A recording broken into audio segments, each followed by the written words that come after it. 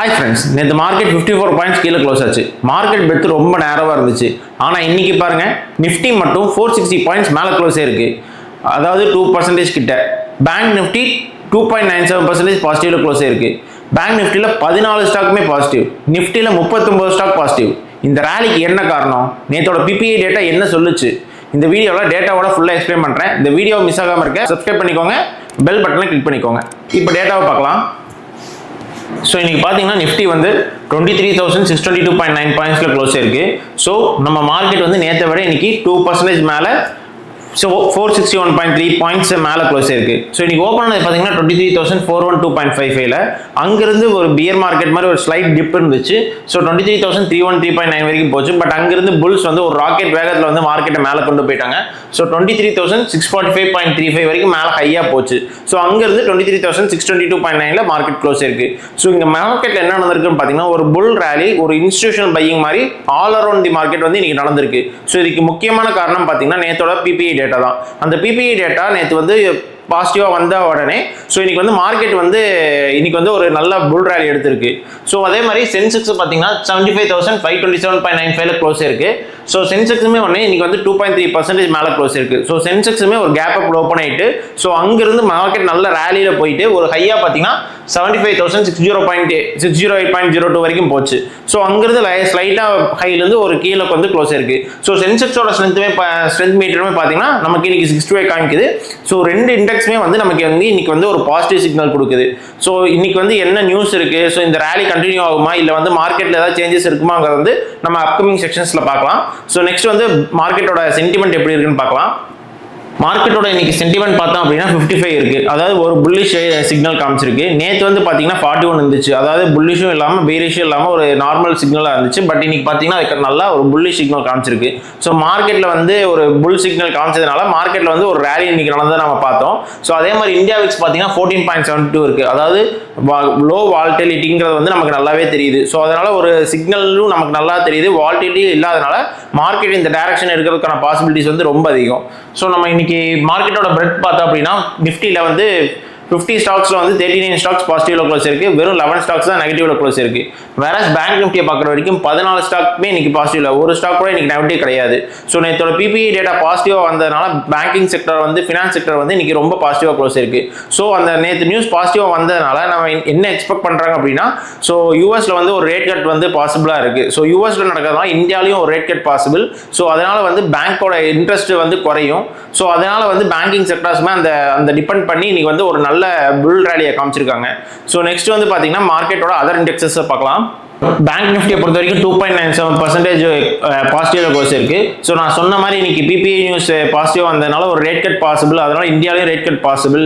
So அதனால வந்து banking sectors எல்லாமே வந்து நல்லா அவுட் பெர்ஃபார்ம் பண்ணியிருக்கு. ஸோ இன்ட்ரெஸ்ட் ரேட் கம்மியாகுங்கிறது வந்து அவங்க எக்ஸ்பெக்ட் பண்றாங்க. அதனாலேயே வந்து 1638 பாயிண்ட்ஸ் வந்து மேலே க்ளோஸ் இருக்கு. வேற மிட் கேப் பார்த்தோம்னா 2.41% பாசிட்டிவ் க்ளோஸ் இருக்கு. க்ளோஸ் ஆனால் பார்த்தீங்கன்னா 22,257. So mid cap, small cap அதெல்லாமே பார்த்தீங்கன்னா ஒரு ஸ்லைட் பீரிஷாக ஒரு ஸ்லைட் ரெட் கேண்டில் நேற்று க்ளோஸ் ஆச்சு. பட் இன்னைக்கு பார்த்தீங்கன்னா அப்படியே ஆப்போசிட்டாக எல்லாமே ஹியூஜ் கிரீன் கேண்டில் க்ளோஸ் இருக்கு. ஸோ ஸ்மால் கேப்புமே 2.62% பாசிட்டிவ் க்ளோஸ் இருக்கு. வேற நிஃப்டி 500 பார்த்தீங்கன்னா அதுவுமே 2.19%. ஸோ எல்லா இண்டெக்ஸுமே இன்னைக்கு மேஜர் இண்டெக்ஸஸ் எல்லாமே வந்து ஒரு பாசிட்டிவ் சிக்னலாக க்ளோஸ் இருக்கு. இது எல்லாத்துக்குமே காரணம் பார்த்தீங்கன்னா நேற்றோட யூஎஸ் டேட்டா மட்டும்தான். ஸோ அது கூட வந்து யூஎஸ்ல பார்த்தீங்கன்னா நேற்று வந்து ட்ரம்ப் வந்து என்ன சொல்லியிருக்காருன்னா, ஒரு வாரம் வந்து நாங்கள் ஸ்டாப் பண்ண போகிறோம், ஈரானோட வந்து ஒரு பேச்சுவார்த்தை நடத்த போகிறோம்னு சொல்லியிருக்காரு. ஸோ இதை பேஸ் பண்ணியுமே மார்க்கெட் சென்டிமெண்ட் வந்து ஒரு காம் டவுன் ஆயிருக்கு. ஸோ வார் இல்லாதனால எல்லா மார்க்கெட்டுமே அதனோட டெக்னிக்கல்ஸும் அதை பிஹேவ் பண்ணி ஒர்க் ஆக ஆரம்பிச்சிருக்கு. ஸோ நெக்ஸ்ட் வந்து பார்த்தீங்கன்னா செக்டர் ஹீட் மேப் பார்க்கலாம்.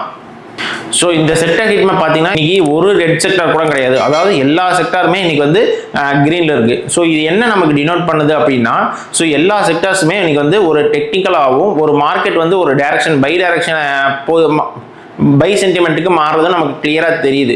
ஸோ அதனால தான் இன்னைக்கு ஒரு ரெட் செக்டர் கூட இல்லை. இன்னையோட டாப்னு பார்த்தீங்கன்னா கன்ஸ்ட்ரக்ஷன் செக்டர், அதுக்கப்புறம் வந்து கன்சூமர் டியூரபிள் செக்டரும் ஃபினான்ஸ் செக்டர்ஸும் தான். இந்த 3 செக்டர் இன்னைக்கு ஏன் டாப் ஆச்சுன்னு பார்த்தீங்கன்னா, கன்ஸ்ட்ரக்ஷன் செக்டர்ல பார்த்தீங்கன்னா ஸோ இன்னையோட ரேட் கட் வந்து பாசிபிள்ங்கிறதுனால அவங்களோட ப்ராஃபிட் மார்ஜின் வந்து நல்லாவே இன்க்ரீஸ் ஆகும். ஏன்னா அவங்க வந்து பேங்க்லேருந்து லோன் வாங்கி இஎம்ஐ போட்டு தான் வந்து அவங்களோட கன்ஸ்ட்ரக்ஷனை ஹியூஜ் பர்ச்சேஸ் பண்ணும்போது அவங்களுக்கு இன்ட்ரெஸ்ட் கம்மியாகிறதுனால அவங்களோட ப்ராஃபிட் மார்ஜின் இன்க்ரீஸ் ஆகும். ஆகும். ஸோ இதை பேஸ் பண்ணி தான் அந்த கன்ஸ்ட்ரக்ஷன் செக்டர் வந்து இன்னைக்கு நல்லா பீக் ஆயிருக்கு. ஸோ அதே மாதிரி தான் கன்சூமர் டியூரபிள்ஸும். ஸோ கன்சூமர் டியூரபிள்ஸ்னு பார்த்தீங்கன்னா இன்னைக்கு நீங்கள் வந்து எல்லாருமே வந்து ஏசி, ஃப்ரிட்ஜ், டிவி எல்லாமே ஒரு இஎம்ஐல தான் வாங்குவீங்க. ஸோ அகைன் இந்த இன்ட்ரெஸ்ட் ரேட் கம்மியாகும் போது நம்மளோட பர்ச்சேஸ் வந்து இன்க்ரீஸ் ஆகுங்கிறனால அந்த செக்டருமே இன்னைக்கு நல்லா பர்ஃபார்ம் ஆயிருக்கு. ஸோ என்பிஎஃப்சி செக்டர்ஸ் பார்க்குறப்ப, நம்மளோட ஃபினான்ஸ் செக்டர் பார்க்குறப்ப, இந்த ஃபினான்ஸ் செக்டரில் பார்த்தீங்கன்னா இன்னைக்கு வந்து எல்லா ஒரு என்பிஎஃப்சி ஸ்டாக்ஸுமே வந்து நல்லா அவுட் பர்ஃபார்ம் பண்ணியிருக்கு. ஸோ இதுக்கு எல்லாத்துக்குமே மெயின் காரணம் என்ன பார்த்தீங்கன்னா நேற்றோட நியூஸோட டிபெண்டன்சி தான். ஸோ அதனோட ரிப்பிள் எஃபெக்ட் தான் இன்னைக்கு வந்து நம்ம எல்லா செக்டர்ஸ்க்குமே பார்க்க முடியுது. ஸோ நம்மளோட ஹியூஜ் செக்டர்ஸ்னு பார்த்தோம்னா இன்னைக்கு வந்து கன்ஸ்ட்ரக்ஷன் செக்டர், கன்சூமர் டியூரபிள் செக்டரும், ஃபினான்ஸ் செக்டர்ஸும் தான். ஸோ நெக்ஸ்ட் வந்து இன்னையோட டாப் கெய்னர்ஸ் பார்க்கலாம். இன்னையோட டாப் கெய்னர் யாருன்னு பார்த்தீங்கன்னா ஸ்ரீராம் ஃபினான்ஸ் 8.1%. நான் சொன்ன மாதிரி தான் இன்ட்ரெஸ்ட் ரேட் கம்மியாகுங்கிறனால அந்த என்பிஎஃப்சி ஸ்டாக்ஸ் யாரெல்லாம் வந்து லோன்ஸ் அதிகமாக கொடுக்குறாங்க, இஎம்ஐஸ் அதிகமாக கொடுக்குறாங்களோ அவங்களாம் வந்து இன்னைக்கு ரொம்ப நல்லா அவுட் பர்ஃபார்ம் பண்ணியிருக்காங்க. ஸோ அதில் பார்த்தீங்கன்னா ஸ்ரீராம் ஃபினான்ஸ் வந்து ஃபர்ஸ்ட் பிளேஸ்ல இருக்கு, பஜாஜ் ஃபினான்ஸ் வந்து செகண்ட் பிளேஸ்ல இருக்கு. ஸோ பஜாஜ் ஃபினான்ஸ் பார்த்தீங்கன்னா 5.68% இருக்கு. வேற எல்என்டி, ஸோ கன்ஸ்ட்ரக்ஷன் ஸ்டாக்ஸ் பார்த்தீங்கன்னா 4.87% இருக்கு. இண்டிகோ 4.5%. நான் சொன்ன மாதிரி ட்ரம்போட வார் வந்து ஸ்டாப் ஆகிறதுனால ஸோ ஃப்ளைட்ஸ் எல்லாமே வந்து அதனோட ட்ராக் வந்து ஒரு பாசிட்டிவ் சைனாக பார்த்து இன்னைக்கு வந்து மார்க்கெட் வந்து அப்பே இருக்கு. ஸோ நெக்ஸ்ட் வந்து பார்த்தீங்கன்னா Tata Motors 4.02%, Titan 3.82%, eternal 3.76%, HDFC bank 3.67%, Jio finance 3.64%, Bajaj Finserv 2.84%. So நம்ம இங்கே பார்க்குறப்ப நமக்கு வந்து இங்கே வந்து ஒரு 5 to 6 ஸ்டாக்ஸ் வந்து பார்த்தீங்கன்னா ஃபினான்ஸ் செக்டர்லையும் அந்த கன்ஸ்ட்ரக்ஷன் செக்டர்லையும் இருக்குது. ஸோ இதுதான் நான் சொன்னேன், இந்த செக்டர்ஸ் எல்லாமே ஒரு ஹியூஜ் இம்பாக்ட் வந்து அந்த இன்ட்ரெஸ்ட் ரேட்டை வச்சு டிமாண்ட் பண்ணி இருக்கிறதுனால அந்த செக்டர்ஸ் எல்லாமே இன்னைக்கு வந்து நல்ல பை ஆயிருக்கு. ஸோ என்னோட டாப் லூஸர் யாருன்னு பார்த்தீங்கன்னா நெஸ்லே இந்தியா 3.23%. நெஸ்லே இந்தியா நேற்று டாப் கெய்னராக இருந்துச்சு, பட் இன்னைக்கு டாப் லூசராக இருக்குது. ஸோ இதுக்கு காரணம் என்னன்னு பார்த்தீங்கன்னா மார்க்கெட் வந்து அன்சர்டனிட்டிலேருந்து ஒரு நார்மல் ஸ்டேஜுக்கு வந்ததுனால எஃப்எம்சிஜியில் நல்ல செல் ஆஃப் நடந்திருக்கு. ஸோ அதனால தான் பார்த்தீங்கன்னா நெஸ்லே இந்தியா வந்து டாப் நெகட்டிவ்ல இருக்குது இன்னைக்கு. ஸோ நெக்ஸ்ட் வந்து பார்த்தீங்கன்னா ONGC 2.24%, tech Mahindra 2.18%. So tech Mahindra என்னன்னு பார்த்தீங்கன்னா ஒரு ஐடி ஸ்டாக்ஸ் எல்லாமே ஏஐயோட இம்பாக்ட் தான் வந்து இப்போ வந்து கொஞ்சம் நெகட்டிவாக இருக்கிறது காரணம். So SBI life 0.81, Tata consumer 0.71, power grid 0.59, Bajaj auto 0.4, கோல் இந்தியா 0.32, ஹிண்டல்கோ 0.24, டாக்டர் சிட்டி 0.24. என்னதான் வந்து இன்னைக்கு வந்து மார்க்கெட்ல வந்து நெகட்டிவ் ஸ்டாக்ஸ் இருந்தாலுமே ஸோ அதனோட டாப் பார்த்தீங்கன்னா -3% தான்.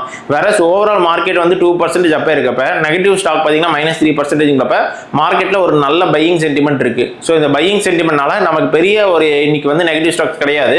ஸோ தேர்ட்லேருந்தே பார்த்தீங்கன்னா நமக்கு 1% கீழே தான் வந்து நெகட்டிவ் ஸ்டாக்ஸே இருக்கு. ஸோ இதனால வந்து நமக்கு இன்னைக்கு மார்க்கெட்ல வந்து ஒரு நல்ல பையிங் ஆப்பர்ச்சுனிட்டி இருந்துச்சு. ஸோ அதனால வந்து மார்க்கெட் நல்ல ஒரு பாசிட்டிவ் க்ளோஸ் இருக்கு. ஸோ நெக்ஸ்ட் வந்து பார்த்தீங்கன்னா எஃப்ஐ எப்படி பண்ணாங்க, நேற்றோட யூஎஸ் பிபிஐ நியூஸ் எஃப்ஐ எப்படி ரெஃப்ளெக்ட் பண்ணுச்சுன்னு பார்க்கலாம். ஸோ எஃப்ஐ பொறுத்த வரைக்கும் நேற்று 12,983 கோடிக்கு வாங்கியிருக்காங்க, 15,232 செல் பண்ணியிருக்காங்க. ஸோ நெட்டாக பார்த்தீங்கன்னா -2,249 கோடி. வேற டிஏ பார்க்குறப்ப 15,501 கோடிக்கு வாங்கியிருக்காங்க, 11,136 கோடிக்கு செல் பண்ணியிருக்காங்க. ஸோ நெட் ப்ராஃபிட் பார்த்தீங்கன்னா அவங்க 4,375 கோடி. So almost double the times FI sell பண்ணதை விட டிஐ வாங்கியிருக்காங்க. ஸோ இது ஒரு பாசிட்டிவ் சிக்னல்ஸ், அதாவது எஃப்ஐயோட செல்லிங் ரேட் வந்து கொஞ்சம் கம்மியாக இருக்குது. ஸோ யூஎஸோட நியூஸ் பேஸ் பண்ணி திரும்பி எஃப்ஐஐ வந்து இந்தியாவில் வந்து இன்வெஸ்ட் பண்ண ட்ரை பண்ணிட்டு இருக்காங்க. ஸோ அதனால் வந்து அவங்களோட செல்லிங் ப்ரெஷர் வந்து கம்மியாக இருக்குது. டிஏ பையிங் ப்ரெஷர் இன்க்ரீஸ் ஆனதுனால மார்க்கெட்டில் வந்து ஒரு பை சென்டிமெண்ட் வந்து நல்லாவே கிரியேட் ஆகுது நம்மளால் பார்க்க முடியுது. ஸோ இதனோட இம்பாக்ட் எப்படி இருக்கும், நாளைக்கு இதே மாதிரி தான் இருக்குமாங்கிறது நம்ம அப்கமிங் செஷன்ஸில் என்னென்ன நியூஸ் இருக்குது அது எப்படி இம்பாக்ட் ஆகுங்கிறத வச்சு பார்க்கலாம். ஸோ நெக்ஸ்ட் வந்து பார்த்தீங்கன்னா நிஃப்டியோட ஆப்ஷன் செயின் பார்க்கலாம். ஸோ நிஃப்டியோட பிசிஆர் டேட்டா பார்த்தோம்னா 1.74 இருந்துச்சு, நேற்று 0.93 இருந்துச்சு, இன்னைக்கு 1.74, ஆல்மோஸ்ட் டபுள் இருக்குது. நேற்று நியூட்ரலாக இருந்த நிஃப்டி வந்து இன்னைக்கு ஒரு புல்லிஷ் பேட்டர்னை காமிச்சிருக்கு. அதாவது என்ன சொல்கிறாங்கன்னா நேற்று நியூட்ரல்லேருந்து இன்னைக்கு புல்ஸ் வந்து அப்பர் ஹேண்ட் எடுத்துட்டாங்க, ஒரு டைரக்ஷன் வந்து நமக்கு தெரியுது.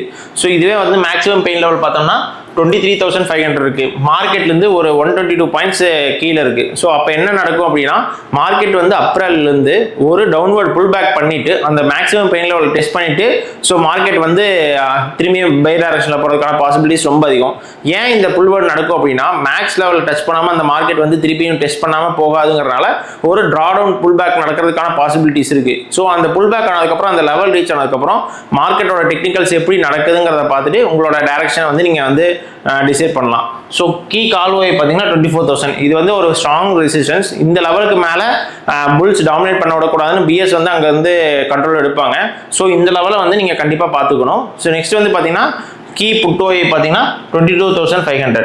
ஸோ அந்த லெவலில் வந்து புல்ஸ் வந்து டிஃபெண்ட் பண்ணுவாங்க. அந்த லெவலுக்கு கீழே மார்க்கெட் கொண்டு போகக்கூடாதுங்கிறதுனால ஸோ இது வந்து ரொம்ப டிஸ்டன்ஸாக இருக்கிறதுனால இந்த லெவலுக்கான வரதுக்கான பாசிபிலிட்டிஸ் வந்து ரொம்ப கம்மி. ஸோ ஏன்னா மார்க்கெட்டில் வந்து ஒரு பையிங் சென்டிமெண்ட்டுங்கிறது வந்து கிரியேட் ஆகிட்டு இருக்கு. ஸோ நெக்ஸ்ட் வந்து பார்த்தீங்கன்னா பேங்க் நிஃப்டியோட ஆப்ஷன் செயின் பார்க்கலாம். பேங்க் நிஃப்டியை பொறுத்த வரைக்கும் அவனோட பிசிஆர் பார்த்தோம்னா 1.09 இருக்கு. ஸோ இது வந்து ஒரு நியூட்ரல் டில்ட் தான். ஸோ ஒரு நம்ம நிஃப்டியில் இருக்கிற மாதிரி ஒரு புல்லிஷ் டில்ட் கிடையாது. பட் மார்க்கெட் சென்டிமெண்ட் வந்து ஒரு பாசிட்டிவாக இருக்கிறதுனால ஒரு இதுலேயும் வந்து ஒரு புல் நடக்கிறதுக்கான பாசிபிலிட்டிஸ் வந்து ரொம்ப அதிகம். ஸோ அதனோட கீ மெயின் லெவல் பார்த்தீங்கன்னா 55,500. ஸோ அதுலேருந்து 1400 பாயிண்ட் கீழே இருக்குது. ஸோ இங்கே வந்து ஒரு புல் பேக் நடக்கிறதுக்கான பாசிபிலிட்டிஸ் வந்து ரொம்ப அதிகம். ஏன்னா எக்ஸ்பைரிக்கு வந்து இன்னும் டைம் இருக்கிறதுனால ஒரு புல் பேக் நடந்துட்டு அந்த புல் பேக்லேருந்து அந்த ரீடெஸ்ட் பண்ணிட்டு புல் டைரக்ஷன் இருக்கிறதுக்கான பாசிபிலிட்டிஸ் வந்து ரொம்ப அதிகம். ஸோ அந்த லெவல்ஸ் வராமல் நீங்கள் ஒரு சைடை டிசைட் பண்ணி போக வேண்டாம். ஸோ நெக்ஸ்ட் வந்து பார்த்தீங்கன்னா கீ கால்வே பார்த்தீங்கன்னா 60,000 இருக்குது. அதாவது வந்து இங்கே வந்து இந்த லெவலை தாண்டி மேலே இந்த லெவலுக்கு மேலே புல்ஸ் கண்ட்ரோல் எடுக்கக்கூடாதுன்னு பிஎஸ் இங்கே டிஃபெண்ட் பண்ணுறாங்க. இதே புட்டோவை பார்த்தோம்னா 54,000 இருக்குது. ஸோ இது வந்து ஒரு ஸ்ட்ராங் சப்போர்ட்டு. இந்த லெவலுக்கு மேலே பிஎஸ் டாமினேட் பண்ணக்கூடாது, புல்ஸ் கண்ட்ரோல் எடுக்கணும்னு பார்ப்பாங்க. ஸோ இந்த லெவல்ஸ் எல்லாமே நீங்கள் நோட் பண்ணி வச்சுக்கோங்க. இந்த லெவல்ஸில் மார்க்கெட் எப்படி ஒர்க் ஆகுதுங்கிறத பார்த்துட்டு உங்கள் டிசிஷன் எடுங்க. ஸோ நெக்ஸ்ட் வந்து இண்டெக்ஸஸோட ரெசிஸ்டன்ஸ் என்ன, சப்போர்ட் லெவல்ஸ் என்னன்னு பார்க்கலாம். ஸோ நிஃப்டியை பொறுத்த வரைக்கும் கரண்டாக பார்த்தீங்கன்னா 23,622.9 இருக்குது. ஸோ ஃபஸ்ட்டு ரெசிஸ்டன்ஸுங்கிறது வந்து 57 பாயிண்ட்ஸில் இருக்குது. செகண்ட் ரெசிஸ்டன்ஸ் 160 பாயிண்ட்ஸ் இருக்குது, அதாவது 23,782ல். தேர்ட் ரெசிஸ்டன்ஸ் 218 பாயிண்ட்ஸ் இருக்குது, அதாவது 23,841ல். சப்போர்ட்டுங்கிற பார்க்குறப்ப ஒரு 38 பாயிண்ட்ஸில் ஒரு மைனஸ் சப்போர்ட் இருக்குது 23,584ல். செகண்ட் சப்போர்ட்டுங்கிறது வந்து 23,483ல் இருக்குது. தேர்டு சப்போர்ட்டுங்கிறது வந்து 23,404ல் இருக்குது. ஸோ இதுதான் நிஃப்டியோட support and resistance levels. So மார்க்கெட்டில் வந்து பெருசாக வந்து ஒரு ஃபண்டமெண்டல் இம்பாக்ட் இல்லை, ஒரு நியூஸ் இல்லைங்கிற பட்சத்தில் நீங்கள் வந்து இந்த லெவல்ஸை மார்க் பண்ணிவிட்டு இந்த டெக்னிக்கல்ஸ் எப்படி ஒர்க் ஆகுது, அந்த டைரக்ஷன் என்ன இருக்குங்கிறத வச்சு பார்த்துட்டு நீங்கள் உங்கள் ட்ரேட்ஸ் எடுக்கலாம். ஸோ நெக்ஸ்ட் வந்து பார்த்தீங்கன்னா பேங்க் நிஃப்டி பார்க்கலாம். பேங்க் நிஃப்டியை பொறுத்த வரைக்கும் மார்க்கெட் பார்த்தீங்கன்னா 56,814ல் இருக்குது. ஸோ இதுலேருந்து ஃபஸ்ட்டு ரெசிஸ்டன்ஸ் பார்த்தீங்கன்னா 40 பாயிண்ட்ஸ் இருக்குது, அதாவது 56,854ல். செகண்ட் ரெசிஸ்டன்ஸ் இன்னொரு 40 பாயிண்ட்ஸ் இருக்குது. தேர்ட் ரெசிஸ்டன்ஸ் பார்த்தீங்கன்னா 109 பாயிண்ட்ஸ் இருக்குது 56,923ல். ஸோ சப்போர்ட்டை பொறுத்த வரைக்கும் ஃபஸ்ட்டு சப்போர்ட் பார்த்தீங்கன்னா 469 பாயிண்ட்ஸில் இருக்குது 56,346ல். செகண்ட் சப்போர்ட்டுங்கிறது வந்து 617 பாயிண்ட்ஸில் இருக்குது 56,197ல். தேர்டு சப்போர்ட்டுங்கிறது வந்து 722 பாயிண்ட்ஸில் இருக்குது 56,092ல். ஸோ இந்த லெவல்ஸ் எல்லாமே எப்படி ரியாக்ட் ஆகுதுன்னு பார்த்துட்டு நீங்கள் என்ட்ரி ஆகுங்க. நெக்ஸ்ட் வந்து சென்செக்ஸுக்கு பார்க்கலாம். ஸோ சென்செக்ஸ் பார்த்தீங்கன்னா கரண்டாக 75,527.95ல் இருக்குது. ஸோ இங்கேருந்து 337 பாயிண்ட்ஸில் ஒரு ஃபஸ்ட்டு ரெசிஸ்டன்ஸ் இருக்குது. அங்கேருந்து 424 பாயிண்ட்ஸில் செகண்ட் ரெசிஸ்டன்ஸ் இருக்குது, அதாவது 75,951ல். So next resistance third resistance பார்த்தீங்கன்னா 677 பாயிண்ட்ஸில் இருக்குது 76,205ல். ஸோ சப்போர்ட்டுங்கிறத பொறுத்த வரைக்கும் 222 பாயிண்ட்ஸ் கீழே ஒரு சப்போர்ட் இருக்குது 75,305ல். நெக்ஸ்ட் பார்த்தீங்கன்னா 317 பாயிண்ட்ஸில் இருக்குது 75,211ல். ஸோ நெக்ஸ்ட் பார்த்தீங்கன்னா 994 பாயிண்ட்ஸில் 74,534 பாயிண்ட்ஸில் சப்போர்ட் இருக்குது. ஸோ இந்த சப்போர்ட் அண்ட் ரெசிஸ்டன்ஸ் எப்படி ஒர்க் ஆகும், இதெல்லாமே கண்டினியூ ஆகுமா, இந்த புல் ட்ராக் கண்டினியூ ஆகுமாங்கிறத இன்னைக்கு என்ன நியூஸ் வந்து யூஎஸ் இம்பாக்ட் பண்ண போகுதுங்கிறத பார்த்துட்டு நம்ம டிசைட் பண்ணலாம். ஸோ இன்னைக்கு பார்த்தோம்னா நமக்கு வந்து பெரிய எந்த ஒரு மேஜர் நியூஸுமே வந்து நம்ம மார்க்கெட்டில் கிடையாது. ஸோ அதனால் என்னென்னா நேற்று வந்த பிபிஐயோட நியூஸே வந்து நாளைக்கும் கண்டினியூ ஆகுங்கிறத வந்து நம்ம எக்ஸ்பெக்ட் பண்ண முடியும். ஏன்னா மேஜராக வந்து பார்த்தீங்கன்னா நேற்று சிபிஐ பிபிஐ ரெண்டு நியூஸுமே இந்த வீக்கில் முடிஞ்சிருக்கு, ரெண்டுமே நமக்கு ஒரு டேட்டா கொடுத்துருக்கு. ஸோ அதை பேஸ் பண்ணி மார்க்கெட் இன்னைக்கு மூவ்மெண்ட்டும் காமிச்சிருச்சு.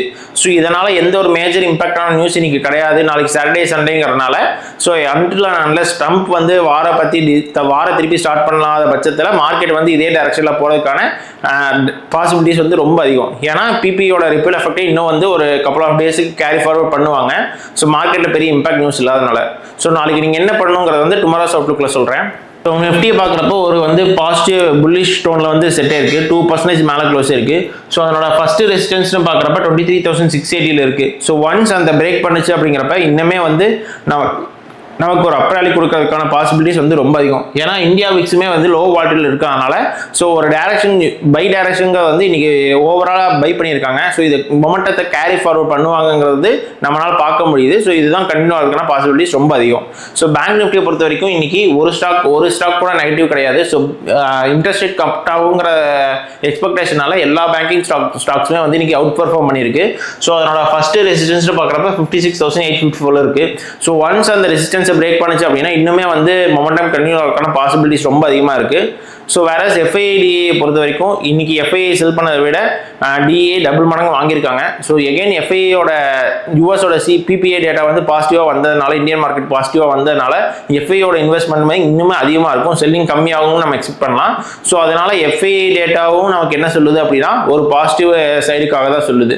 வேற செக்டர்ஸ் பார்க்குறப்ப இன்னைக்கு வந்து கன்ஸ்ட்ரக்ஷன் செக்டர் தான் 4.87% இன்க்ரீஸ் இருக்கு. அதுக்கு காரணம் என்னன்னு பார்த்தீங்கன்னா அவங்க வாங்கியிருக்கிற இஎம்ஐயோட இன்ட்ரெஸ்ட் ரேட் குறையும். ஸோ ப்ராஃபிட் மார்ஜின் இன்க்ரீஸ் ஆகுங்கிறனால எல்என்டி அந்த மாதிரி ஸ்டாக்ஸ் எல்லாமே வந்து இன்னைக்கு நல்ல ஹையா பெர்ஃபார்ம் பண்ணியிருக்கு. ஸோ இது செக்டர்ஸை பொறுத்த வரைக்குமே இன்னைக்கு எப்பயுமே என்ன நடந்துட்டு இருக்குன்னா ஒரு செக்டர் பாசிட்டிவ் ஒரு செக்டர் நெகட்டிவ்னு இருக்கப்ப இன்னைக்கு எல்லா செக்டர்ஸுமே வந்து நமக்கு ஓவராலாக கிரீனில் காமிச்சிருக்கனால இதுவே ஒரு நல்ல மொமெண்டம் சிக்னல் வந்து நமக்கு பைல தெரியுது.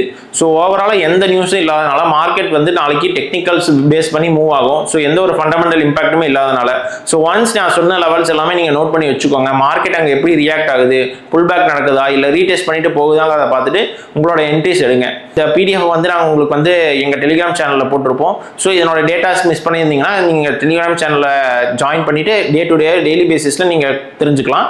ஸோ எங்கள் டெலிகிராம் சேனல் லிங்க் டிஸ்கிரிப்ஷனில் இருக்கும், மறக்காமல் ஜாயின் பண்ணிக்கோங்க. இந்த வீடியோ புரிஞ்சிச்சுன்னா உங்கள் ஃப்ரெண்ட்ஸுக்கு ஷேர் பண்ணுங்கள், என்ன சப்ஸ்கிரைப் பண்ணிக்கோங்க, பெல் ஐக்கான் கிளிக் பண்ணிக்கோங்க. தேங்க்யூ. Happy trading.